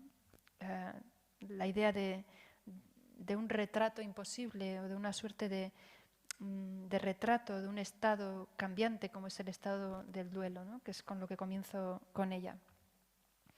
En la edición de Las olas, la novela de Virginia Woolf, escrita en 1931, en la edición en castellano, en la edición que yo tengo, que es la que tiene la introducción de María Lozano, nada más abrir el libro aparece este retrato, ¿no? Aparece este retrato que aquí aparece como fotocopia en blanco y negro, pero que ayuda a enfatizar ciertas ideas que me interesan del retrato, que es un retrato que es uno de los 4 retratos que su hermana Vanessa Bell realiza a Virginia Woolf, ¿no? Y 3 de esos retratos son retratos sin rostro. Me interesaba mucho como esta idea, y es algo que todavía no acabo de entender del todo, ¿no? Como de qué manera esa figura sin rostro que se enfatiza al estar la imagen en blanco y negro, porque no es una fotografía en la que el rostro ha sido borrado, ¿no? Por medio de técnicas digitales o analógicas, sino que es un rostro que no ha sido dibujado, ¿no? Es un rostro que está por venir. O sea, es casi como una suerte de superficie sobre la que podrían fijarse muchos rostros, ¿no? Muchas identidades. Y entonces la pregunta acerca de qué relación podría tener esta suerte de falta de rostro con la escritura de Las olas, ¿no? Y con ese periodo de escritura entre Alfaro y Las olas. Bueno, aquí se dispara algo que no entiendo todavía, y es un poco el motivo o la excusa o lo que hace que tenga digamos, el suficiente engarce para escribir a Lore Alfaro y para pedirle que me haga un retrato, ¿no? Y lo primero que hace Lore Alfaro, que es una artista visual, es decirme que ella no hace retratos.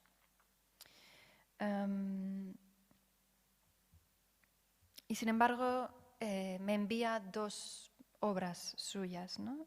Dos vídeos. Oniburus, que este es un fotograma de Oniburus, es un vídeo en el que ella se peina con raya en medio, mirando su reflejo en un cristal velado, y al otro lado está la cámara. Me envía también NLB, la cámara integrada en su portátil. Ella mueve las manos se acercan al rostro, pero sin tocarlo. Las manos tapan la luz sobre el rostro. Imagino un calor, como si sus manos no fueran suyas. Me propone hacer el mismo ejercicio, ponerme en su mismo lugar, ocupar su posición. Las imágenes no las dispara ella. Ella genera la situación para que un retrato se dé.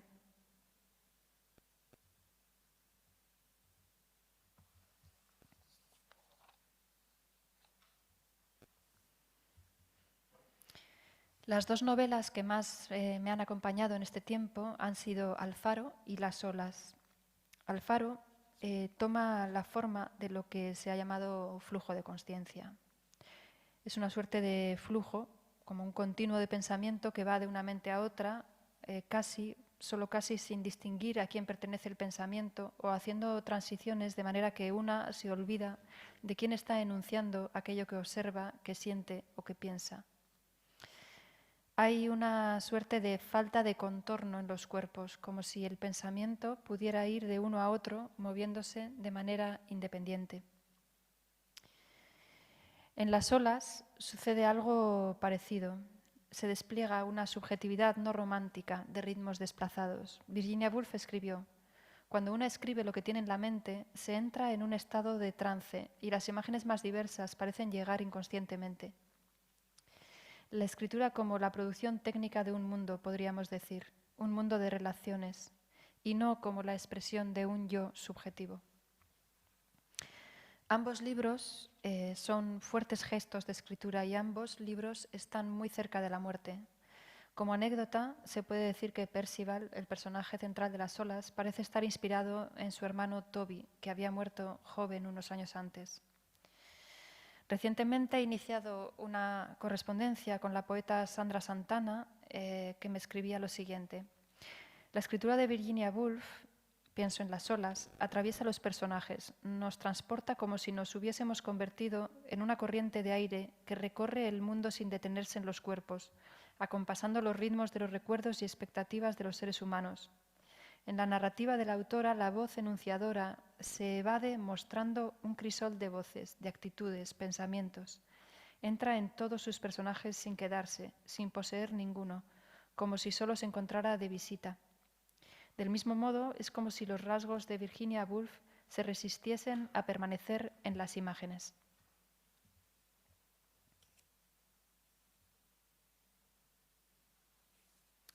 El arco en la imagen pequeñita es el arco de Azcuna Centroa, que tiene algo de resonancia con el arco que está detrás del retrato de Virginia.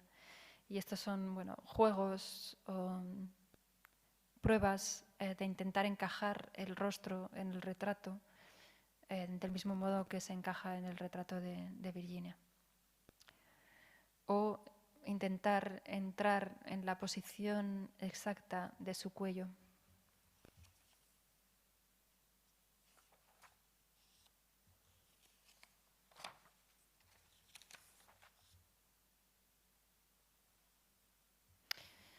En la introducción a Las olas, María Lozano escribe: escribir a sabiendas de que uno está constantemente muriendo, crear a sabiendas de que la creación y la originalidad son imposibles, hablar a sabiendas de que no comunicamos salvo por el hecho de que el otro previamente nos entiende y que es este entendimiento y no un posible contenido lo que comunicamos. Un retrato antes de morir. El retrato como un envío. ¿A quién? Capturar algo que se está transformando, sin vuelta atrás.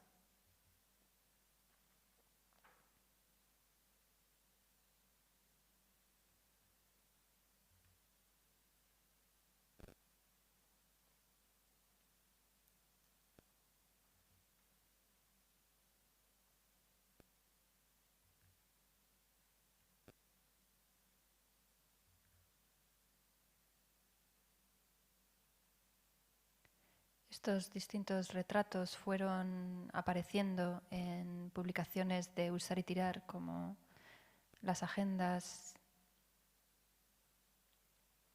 trimestrales.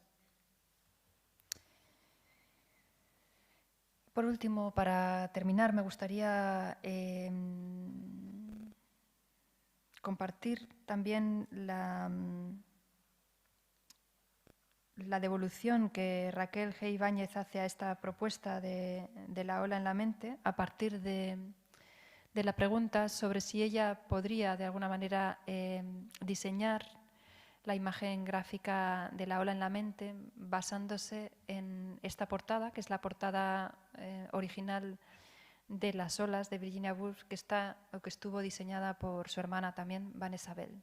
Toda una correspondencia entre hermanas.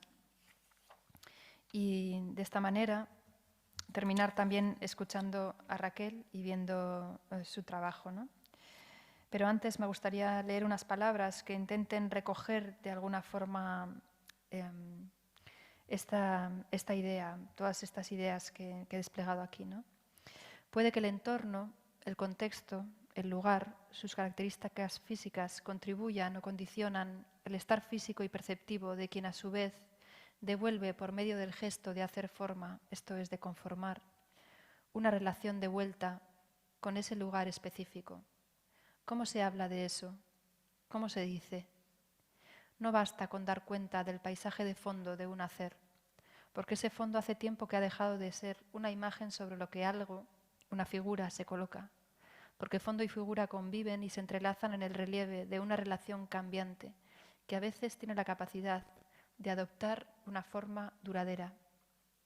La escritura no es resultado de una inspiración tan inexplicable como individual, sino una forma de trabajo material, de cuerpos concretos, en contacto con otros cuerpos, en tiempos y lugares específicos, que la que escribe no representa la realidad, sino que la produce. La labor de quien escribe consiste, según esta idea, en adecuarse a ese ritmo y a la cadencia de esa onda, en una sincronización, pero que también puede ser, por el contrario, un chocar. Entonces, moverse entre la resistencia a una anticipación interpretativa ante aquello que estamos a punto de saber y a la vez no renunciar a nombrar y articular. Que el mar, las olas y la muerte estén tan cerca de la danza y de la escritura no es tan extraño como puede parecer.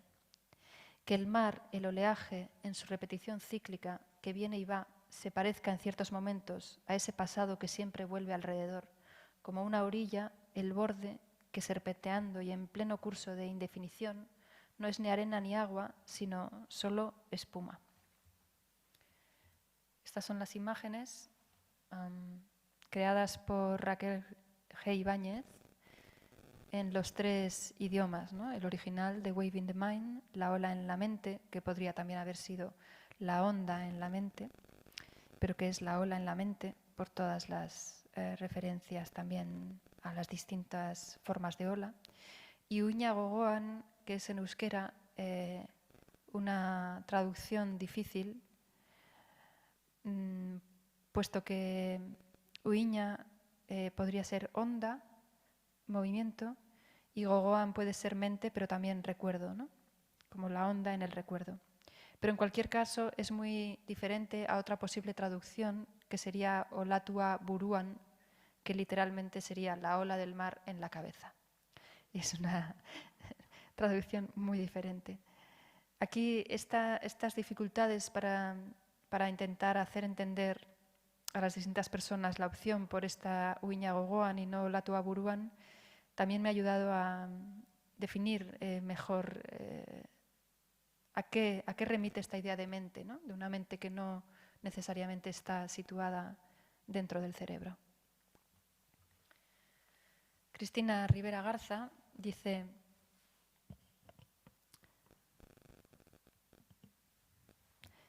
las escrituras son formas de producir presente. Vamos a terminar escuchando a Raquel. La contemplación de esas ondas sobre la cubierta de ese libro de 1931 me llevó a otro libro más antiguo titulado Amonshu, una guía de 3 volúmenes en el que se desglosan maneras de dibujar olas. Es un cuaderno de caligrafía acuática, un despliegue de trazos curvos que se chocan y se funden con las páginas. Amonshu continúa esa hermosa vocación de las artes por intentar atrapar lo escurridizo y capturar lo inefable. De alguna manera, la representación gráfica de la ola en la mente compartía ese gesto imposible de contener lo resbaladizo, de encapsular el flujo de la conciencia, cristalizar todas esas referencias en una imagen visual. La tipografía Bloomsbury Old Style, inspirada en el Bloomsbury Group, quizá sea el único guiño historicista, ilustrativo de todo este relato. No obstante, la tipografía enuncia el título del proyecto en 3 versiones, en 3 idiomas distintos. Cada pieza cambia el color dependiendo de su traducción, una paleta cromática que se piensa desde un degradado a la orilla del mar, del verde al azul dependiendo de la distancia y la profundidad. Es muy probable que este esfuerzo en contar, en decodificar el desarrollo de mi trabajo en La ola en la mente, pueda resumirse en algo mucho más sencillo, su origen como un momento de lectura y unas frases subrayadas al inicio de la novela de Virginia Woolf. El sol se alzó más, olas azules, olas verdes, dibujaban rápidos abanicos en la playa, rodeando el hierro vertical clavado en la arena y dejando aquí y allá superficiales charcos de luz. Cuando se retiraron, quedó una sutil línea negra en la arena. El rotulador se acompasa con la mirada, se desliza por el renglón, elige. Olas azules, olas verdes, una sutil línea negra. Puede que esta misiva sea una manera de vislumbrar los huecos que deja todo intento de transmisión y traducción. Intentar escribirte sobre los porqués de unas construcciones visuales que a su vez se fundamentan, se alimentan de una noción de escritura. Todo esto, que en la noche acopio bajo el aspecto de una carta, será locutado por una voz a la mañana siguiente, grabada y editada para reproducirse o archivarse en un futuro próximo. En este proceso, entonces, lo único certero son las ausencias que se van generando en la transcripción, una presencia borrosa. Rememoro los charcos de hace apenas unas horas, los traigo al texto y a nuestro relato. Presto atención a los sonidos de la tormenta, las gotas acumulándose en el asfalto y pienso en la imposibilidad del registro puro. En el ámbito del paisaje sonoro, la escucha mediatizada es una categoría en la que recurrimos a herramientas de mediación para favorecer su análisis, su medición y su comprensión. Es una forma de conocimiento que se puede vincular directamente con la cultura porque deviene de la escritura, en donde la escucha está atravesada por el sentido de la vista, interfiriendo en nuestros modos intuitivos de percibir el sonido. Marshall McLuhan decía que la escritura en sí es la traducción de lo audible a lo visible, como una explicitación a un código de formas visuales en donde la palabra escrita es la cristalización de un momento de actividad mental, del cual devienen procedimientos razonados, casi aritméticos, para intentar explicar lo cambiante en términos de lo inmutable.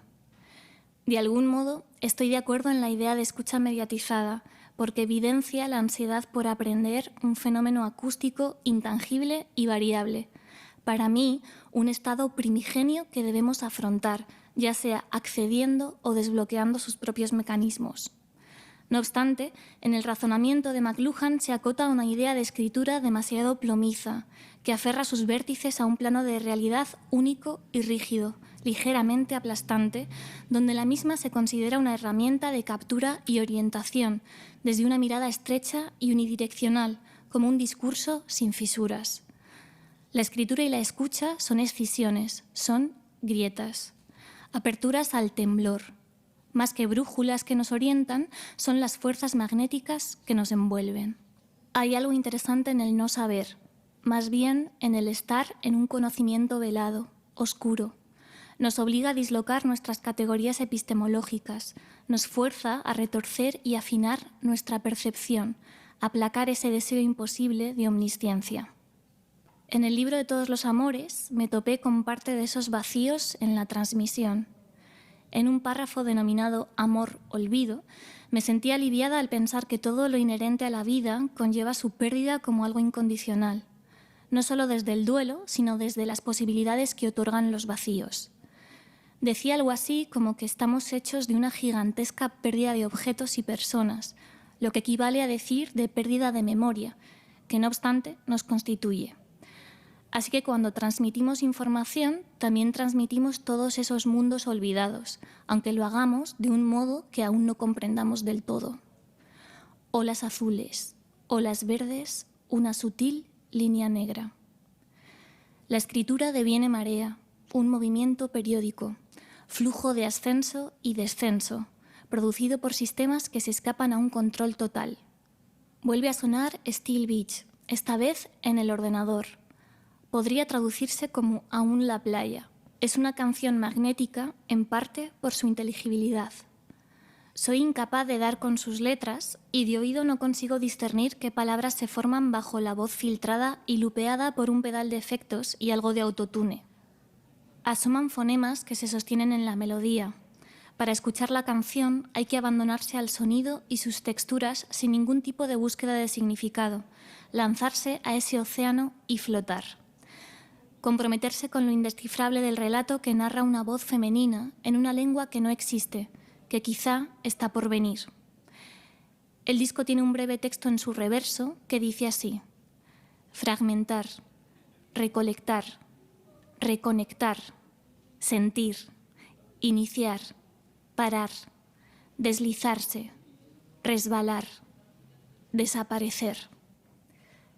Sigue lloviendo. Busco, sin éxito, maneras correctas de finalizar esta carta. Imagino un mar infinito por oscuro, murmurando bajo mis pies. Olas azules, olas verdes, una sutil línea negra.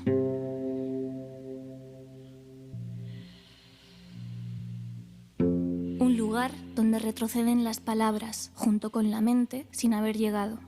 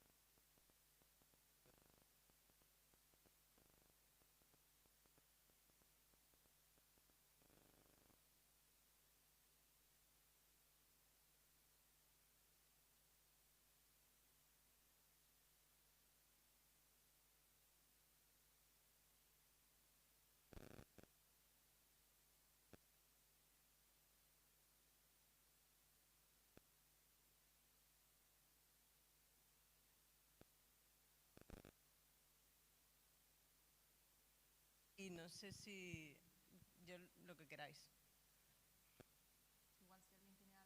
claro, si alguien necesita compartir también, o hacemos una pausa y volvemos, o hacemos una pausa y seguimos tomando algo fuera.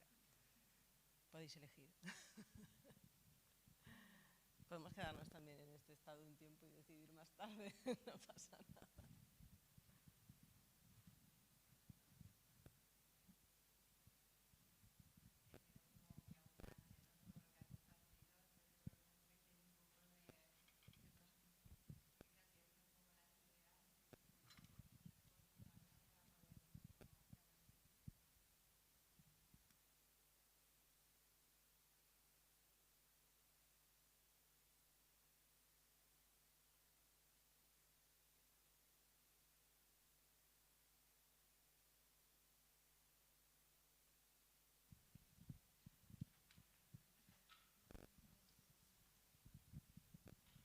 Bueno, a ver, lo único que quería preguntar era qué trabajo en concreto te hizo interesarte por Cristina Rivera Garza y cómo llegaste a conocerla.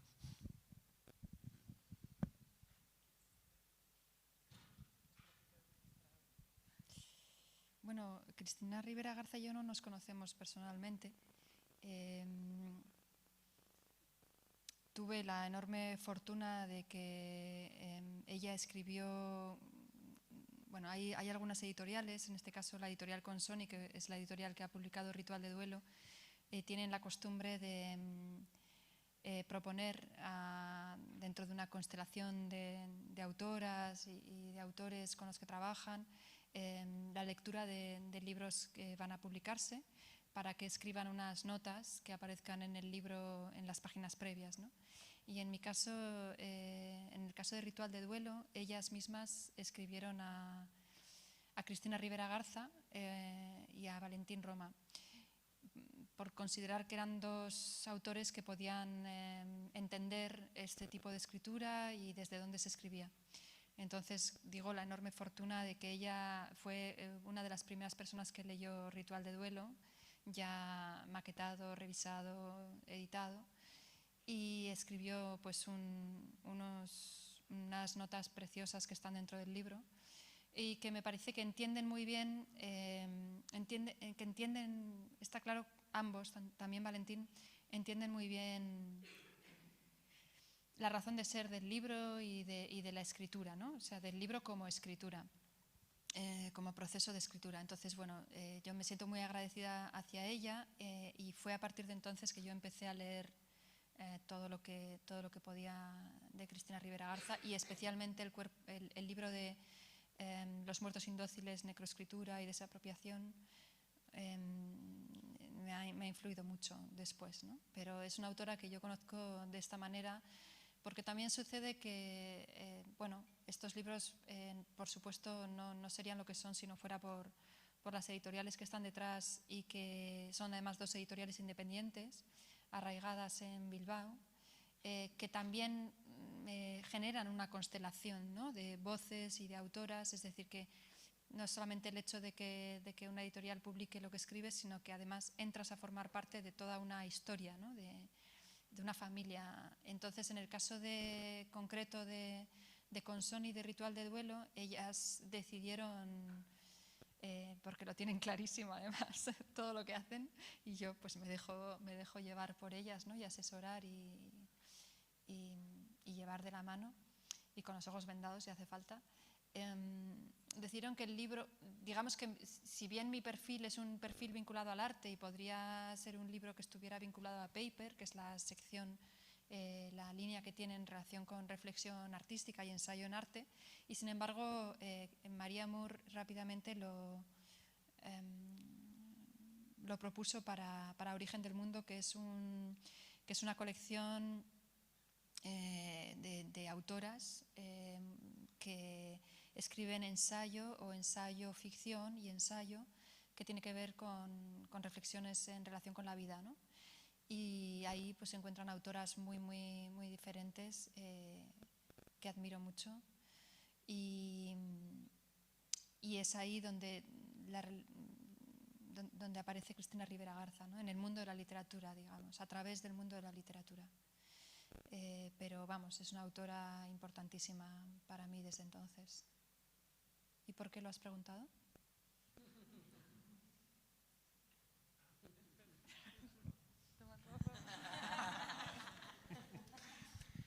Bueno, porque trabajé con ella hace 11 años en el Mal de la Taiga.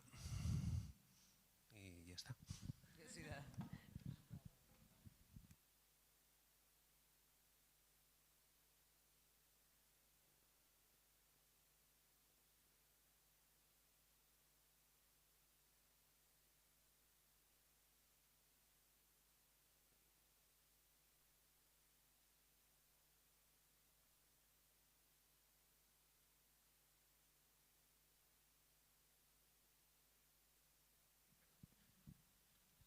Gracias.